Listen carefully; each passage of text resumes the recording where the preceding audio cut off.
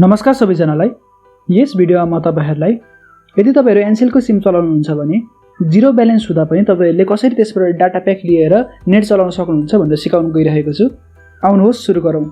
Video सुरु गर्नुभन्दा अगाडि यदि तपाईहरु एनसेलको कुनै पनि सर्भिस लिन चाहनुहुन्छ र त्यसको तपाईहरुलाई कोड थाहा छैन अथवा कुनै पनि सर्भिस तपाईले एक्टिभेट गर्नुभएको छ र त्यसलाई डिएक्टिभेट गर्न आउँदैन भने सिम्पली एउटै मेथडबाट सम्पूर्ण सर्भिसलाई एक्टिभेट र सम्पूर्ण सर्भिसलाई डिएक्टिभेट कसरी गर्न सक्नुहुन्छ भनेर मैले एउटा भिडियो बनाएको छु।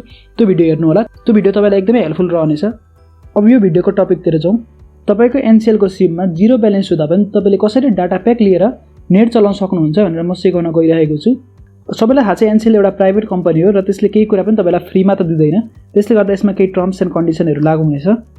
सबैभन्दा सुरुमा तपाईले सिम लिएको 30 दिन पूरा हुनुपर्ने छ र तपाईको सिममा 5 रुपैयाँ भन्दा कम पैसा हुनुपर्ने छ। जस्तो तपाईले जसरी लोन लिनुहुन्थ्यो 40 रुपैयाँको त्यसरी नै तपाईले यो सुविधाबाट चाहिँ 300 MB डाटा चाहिँ लोन लिन सक्नुहुन्छ।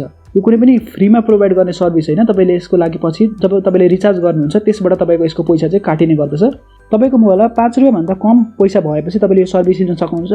जस अन्तर्गत तपाईले 300 MB डाटा पाउनुहुन्छ र तपाईको मोबाइलमा तपाईले ब्यालेन्स हालेपछि यो 300 MB डाटा बापतको रकम काटिनेछ जुन चाहिँ तपाईको 42 रुपैयाँ हुन जान्छ। यो सर्भिसलाई कसरी तपाईले लिन सक्नुहुन्छ भनेर म सिकाउन गइरहेको छु। मैले तपाईलाई भनिहाले यो सर्भिस लिनको लागि तपाईको सिमको एज चाहिँ तपाईले सिम निकालेको 30 दिन पूरा हुनुपर्ने छ र तपाईको मोबाइलमा 5 रुपैयाँ भन्दा कम पैसा हुनुपर्ने छ।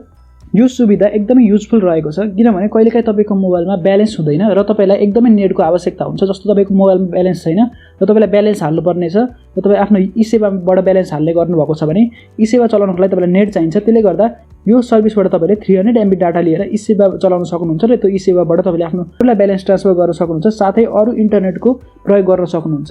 त्यसैले एनसेलले प्रोवाइड गरेको यो सुविधा चाहिँ एकदमै युजफुल लागेको छ मलाई। तपाईलाई कस्तो लागेको छ यो सुविधा मुनि कमेन्ट गर्न नबिर्सनु होला। 300 MB डाटा प्याक लोनको रूपमा लिनको लागि तपाई आफ्नो मोबाइलको डायल प्याडमा जानु होला। यो स्क्रिनमा देखाएको प्रोसेस तपाईले फलो गर्नु होला। मोबाइलको डायल प्याडमा गइसकेपछि तपाईले त्यहाँनेरि प्रेस गर्नु होला *9988*1 अनि # यति कोड हालिसकेपछि तपाईले एनसेलबाट कल गर्नु होला। यो कल गरिसकेपछि तपाईले 300 MB डाटा लोनको रूपमा तपाईले पाउनु हुनेछ। मैले चाहिँ प्रोसेस गरिन किनभने मेरो मोबाइलमा 5 रुपैयाँ भन्दा बढी पैसा रहेको छ र त्यसले गर्दा यो सुविधा मैले लिन पाउँदिन। आशा तपाईलाई यो भिडियो मन पर्यो होला। यो भिडियो मन पर्यो भने भिडियोलाई लाइक गर्नु होला, च्यानललाई सब्स्क्राइब गर्नु होला र केही प्रतिक्रिया भए मुनि कमेन्ट गर्न नबिर्सिनु होला। म भेट्छु तपाईलाई अर्को भिडियोमा। त्यतिन्जेलको लागि मलाई बिदा दिनुहोस्। धन्यवाद।